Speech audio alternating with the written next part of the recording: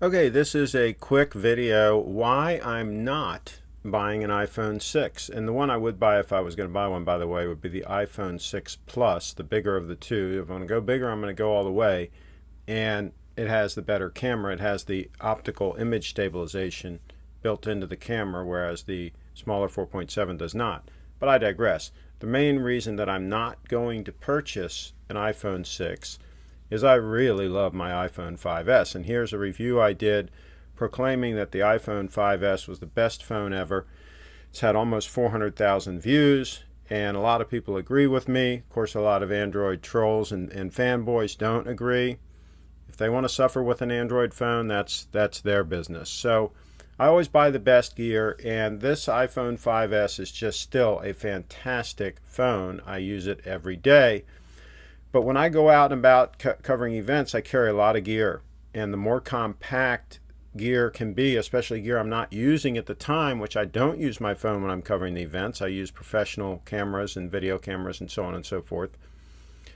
I want gear that I carry to be as small as possible. And this phone is compact, easy to use. I'm up in years, so I use reading glasses. So the fact that the screen is small doesn't really matter. I can see it fine if I have my reading glasses on. If I don't have my reading glasses on, even if it was a little bigger, I still wouldn't be able to see it clearly, so I'd still be wearing reading glasses. So really the size for me is not that big of a plus. And I think some people that buy the bigger phone are going to find that it is a little bit inconvenient sometimes to have such a large phone, especially if you do like me. I carry my phone all the time. All the time it is on my person. And that comes to one more reason why I'm not going to buy one. I have a little case that I use that is a plastic case by CDO, a company named CDO, that you put it on your, it's a holster really. You clip it on your waistband, and then you can clip the phone into it, and you can very quickly and easily get the phone in and out. And I carry the phone naked in it. And I did a review on my channel. If you do keyword iPhone, you can find all these things. But the point is that, and I'll show you what they've got on their website, CDO, they've got coming soon. So if you go there and you try to find the case that you want, in my case, the holster, it's not ready yet. So that's another problem you have when you buy the brand new phone that comes out with a new form factor, which Apple typically does every 2 years, right? They change the entire form factor every 2 years. Then all of a sudden everybody has to make all new cases and so on and so forth. And even the glyph that I use to mount, it's an adapter to mount the iPhone on a tripod. Even that will not work with the new phone. So that's unique to the phone. So all these little accessory things that are unique to the shape of the phone will have to be redone.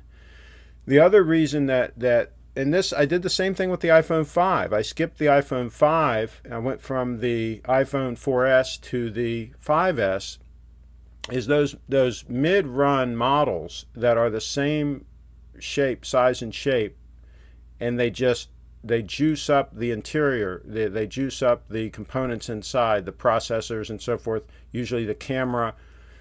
Those phones, in my opinion, are the best phones they make because they've gotten all the kinks out of the new style, and they've refined everything, and they've taken the guts and just made it as good as they possibly can make it in that off year, if you will.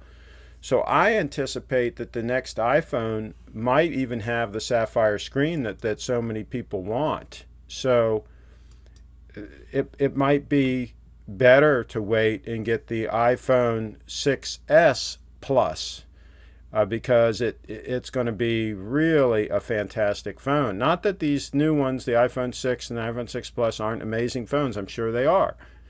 But I think if I wait a year and get the next one, it'll really be fantastic. And my iPhone 5S runs great. It's lightning fast. It's not bogging down in any way. Everything works great, which you'll never have with an Android phone. Android phones, when they're a year old, they're pretty much junk. You got to get rid of them and get something else. Even if they last a year, you're really lucky. So anyway, I think I'm going to hold off. And of course, I'm going to save $950. It cost me off contract to buy the phone. It's $950 for the top of the line phone. So that's another thing. But the main reason, again, is convenience. I really like the iPhone 5S. I like the size of it, and it's working great. So if it ain't broke, don't fix it. It's under Apple Care for another year. So that's why I'm not ordering a new iPhone 6. Not because it's not a great phone. I'm sure it is. But I'm going to hold off for now. Share your thoughts on whether or not you're going to get the iPhone 6 or hold on to whatever you have. Thanks for watching.